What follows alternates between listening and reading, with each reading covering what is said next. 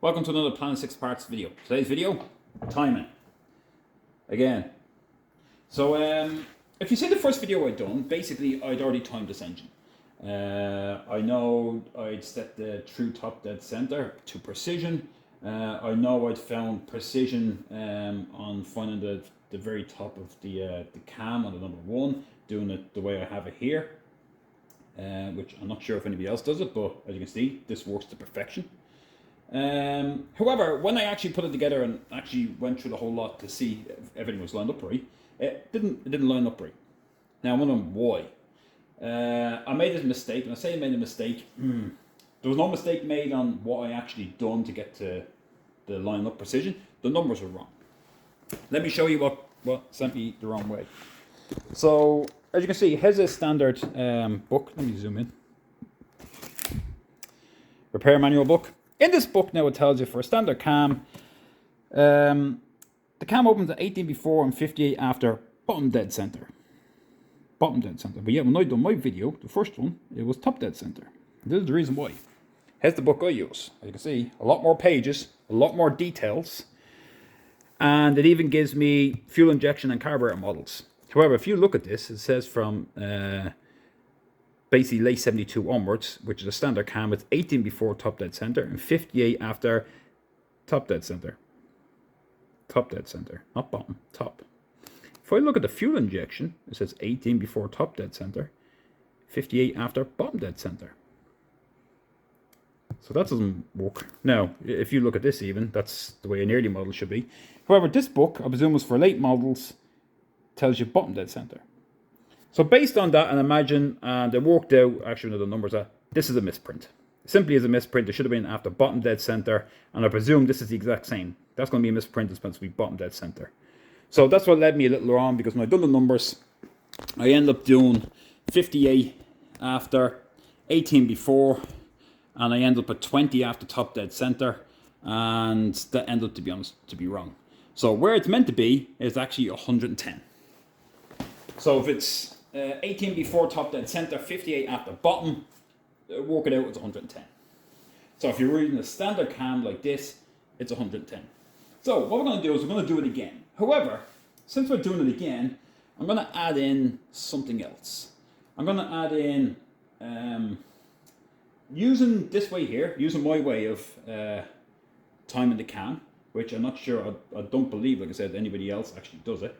I'm going to do the exact same with the degree wheel and I'll put it on, because some people, don't get me wrong when I say this, they zero out the gauge. People are fixated on zeroing out the gauge, which, to be honest, if you look at any of the videos I have, you don't need to. In fact, I recommend don't do it. Do not zero out the gauge. You're, to be honest, wasting your time. You're wasting your time because all you're doing is floating around and giving yourself false information. When I say false, is that if I was to zero out that gauge where I think the very ultimate is, and then I put it on the degree wheel and I move it around, as soon as it hits 0, oh yes, I'm at the very top. But where? Where on that degree wheel can you tell me where that lobe is? The way I do it here, I can show you the lobe. I can show you both sides. So you can actually see the crest and you know exactly where the middle is, which is precision. But a lot of people are timing it, they don't do that. They just concentrate on hitting that 0, but which part of the 0 are you at? So it's lacking that vital piece of information of where exactly are you? Where exactly where? And even with the bump stop system, I'm not saying it doesn't work, but I don't agree. That's why I don't do it that way. I find this is more precision. Anyway, let's go through it again. So if I move the cam, again, I have to go clockwise. So let me see this anti-clockwise. Go clockwise, it'll go up, come back down. It's important, actually, I forgot to mention this in the first one. When you actually do this, you're meant to go clockwise. The same as the true top dead center. It's important you go clockwise to actually do it, because that's how the engine turns. There is a discrepancy if you go one way, then actually go the other way. Believe it or not, on mine, there's actually nearly a 2 millimeter. So there's nearly a 1/1000th of an inch discrepancy if you go that way. So you have to go both ways. Or the same way, should I say. So I'm going to do this here. So first of all, we're going to go clockwise. It's going down. So let's go back. I'm going to go clockwise. It's coming up. Now, as I said, I do not zero this out. I bring the 0 around that's close, but not the actual top. So now I'm going clockwise. What I'm going to do though is I'm going to stop it on the 0. I use the 0 as a reference point. It doesn't have to be a 0, it can be any number at all, any of them. As long as it's close enough and you hit the same number twice, it's irrelevant. Do not get sucked into zeroing these things in.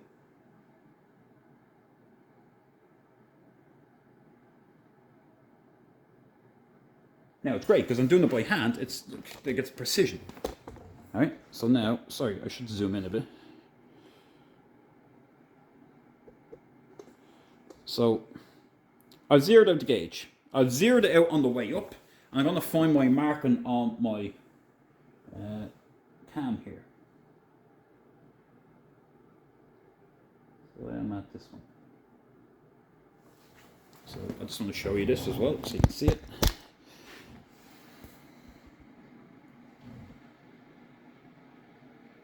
Then it looks actually in between. It looks better in the camera than my own eyes, believe it or not.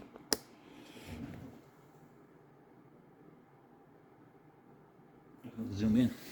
So now I have that. I'm going to continue on going clockwise. It's going to go up. It's going to at some point belly and come back. Now again, I'm not worried about where it hits the top. I don't really care, to be honest. All I want to do is on the way back down, go in the same direction. I want to stop at the 0. So I'm exactly the same side, both sides of the bell, or the crest. Now I'm going to find my on this again.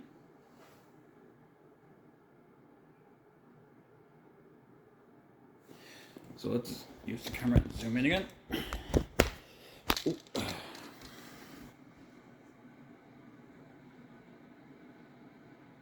Okay, so again, like I've done before, doing it this way, doing it my way, you can see the lobe. You can see both sides of it. So now I can see both sides of it. All I do is center it out. So in this case it is 1, 2, 3, 4, 5, 6. So I'm going to come down 3. 1, 2, 3. So I'm on this one.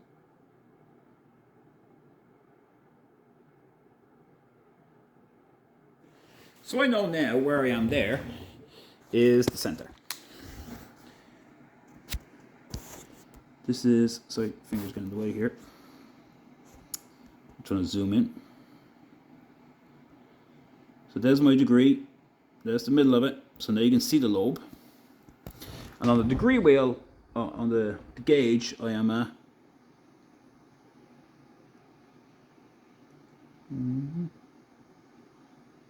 pretty much 2. When I'm at 2, 2000 is pretty much centered. However, again, I'm not going to get sucked in on that. I don't care about that. So, moving on. Now we know we're at the center. We're going to set our degree wheel to 110 because these two are supposed to match. So let's go set it at 110.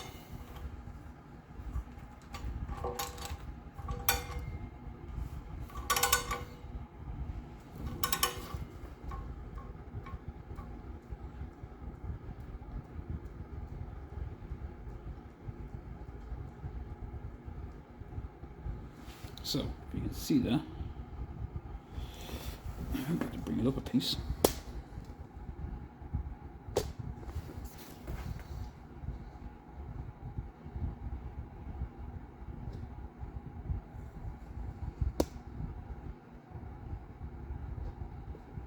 I know, I'm trying to get it to sit perfect. So 110, yes? Okay, so now what I'm going to do is, without moving the camera too much, zoom a bit. Whoop. Now I'm going to put my wheel on. I'm going to line it up as best I can and put it on.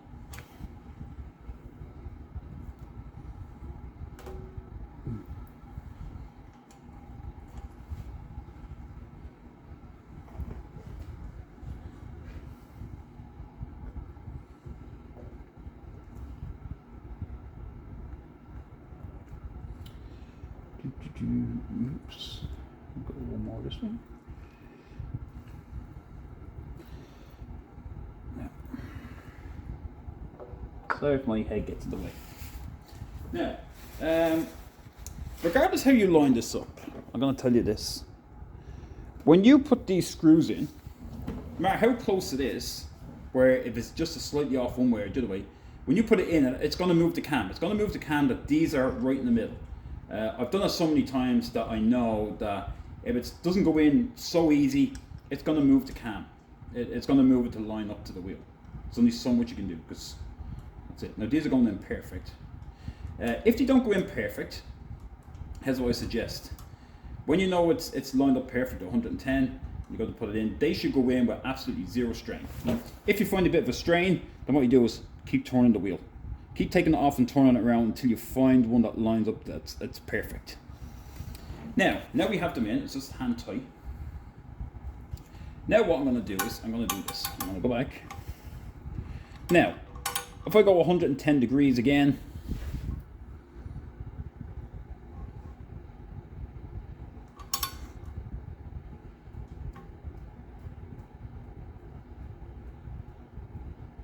now I should be on 2000 on this. It's pretty close, but it's not exactly it, you see? So it's a slight bit off. Now, if I was zeroed out, I'd be in around that area. I'd be like, oh, I'd be so concentrated on the zeroing it out that I'd be getting false information. Now, this is what I'm going to do here to show you exactly where the pinnacle or where the point is on this degree wheel. Because it may not be 110. You could be anywhere from 100 to down to 105, depending where you have this and where it sits. This is how I'm going to find out. I'm going to go back, and now everything's connected. I'm actually going to now do the exact same with the degree wheel as what I've done with the cam. So I know that basically at 110 it should be fully open.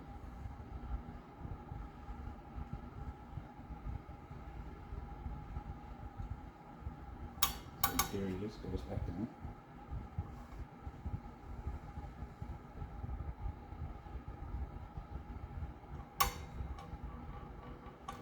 Actually, let me show you here. Right, so now it's connected.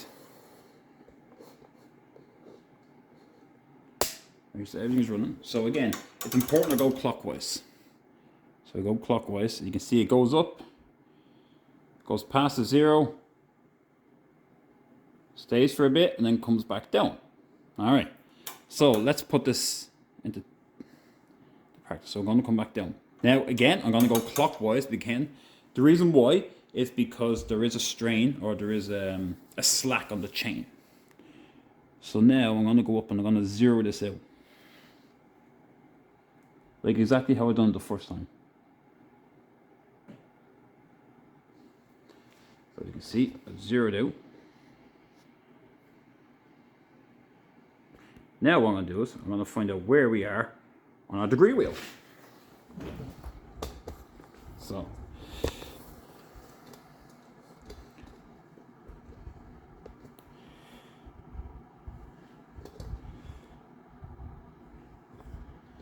I move the camera so you can see.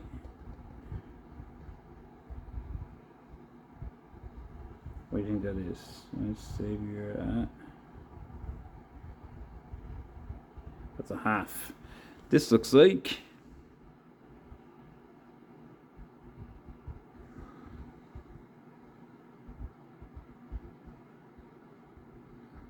there. So that looks like 91, 92, 92 and a half. Alright. So now I'm going to go back to my wheel, or my dial indicator. And I'm going to continue on clockwise. It's going to go up. It's going to wait up there for a minute. And it's going to come back down. I'm going to do the exact same. I'm going to wait till it gets exactly to zero.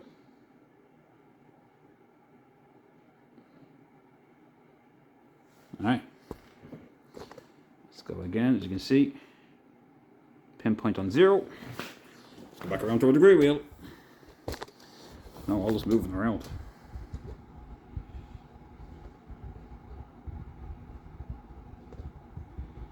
So, where do you think we are? Yeah, it looks like we are on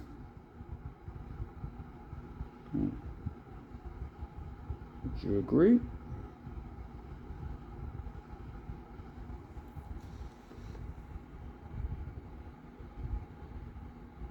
To me, it's the half actually. When I look at it with my eye, it's actually the half here.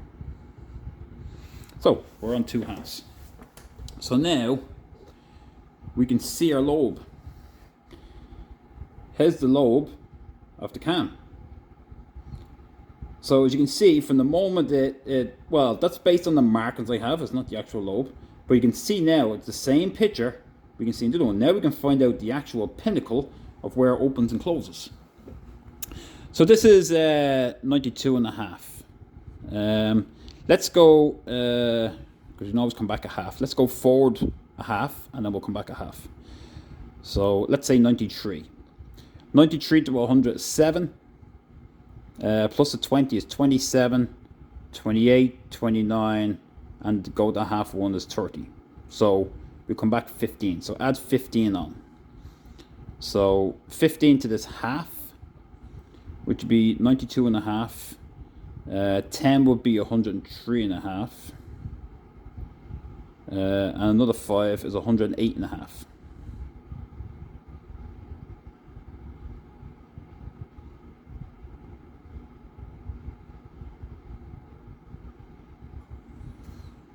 So, will that be correct? I got that wrong.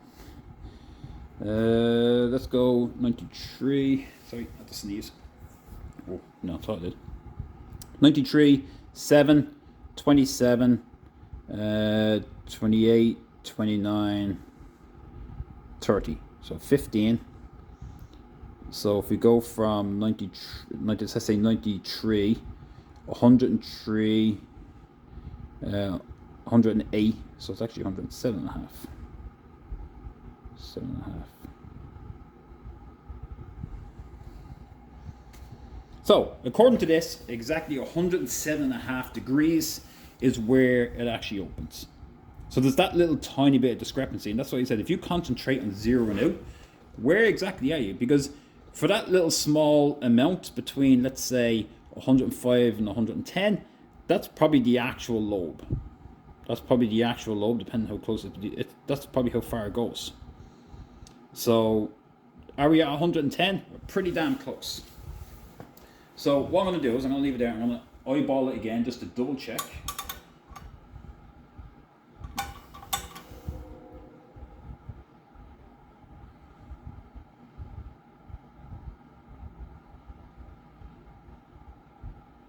So there you go, I'm on that 0 and I am on. Oh, actually it's...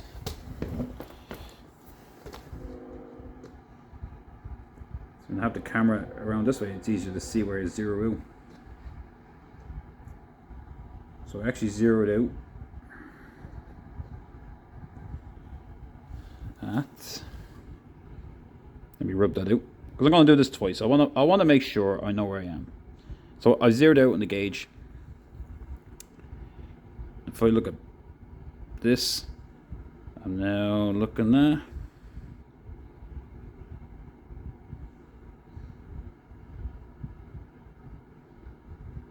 Here, 90.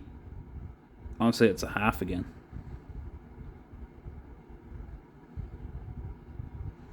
Let's say it's a half.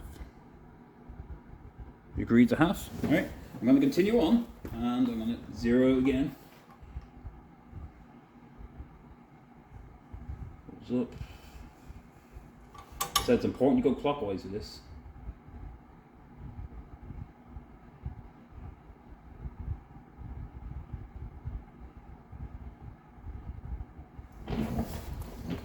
Get it out, and we were at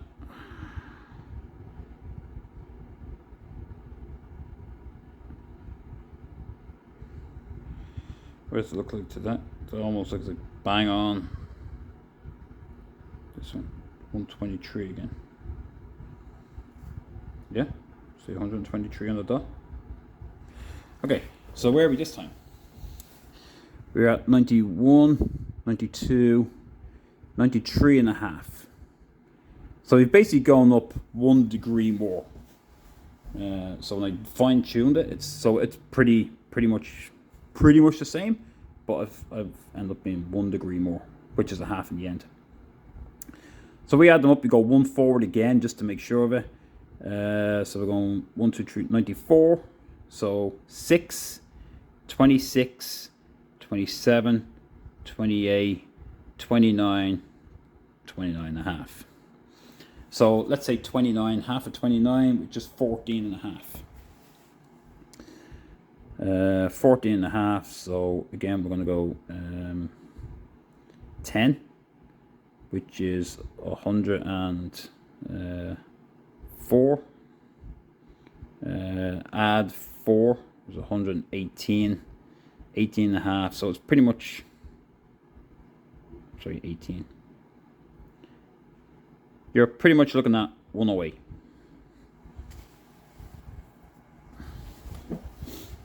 So on this wheel, you can see now it's not just a case of, oh, that's exactly where it opens. That's pretty pinpoint. I'm going to say that's pretty pinpoint at that. If I had a calculator, I'd be able to work it out a little better. And just to show you, actually, to prove it, it is, the second one is 0 2.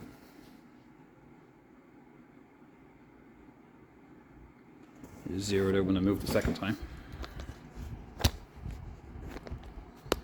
So, based on that, now I know exactly where it is. So, like I says, you can, will you end up absolute precision? You could. It depends on your chain. It depends on your wheel. If you have a new wheel, maybe there's a little less lag on it.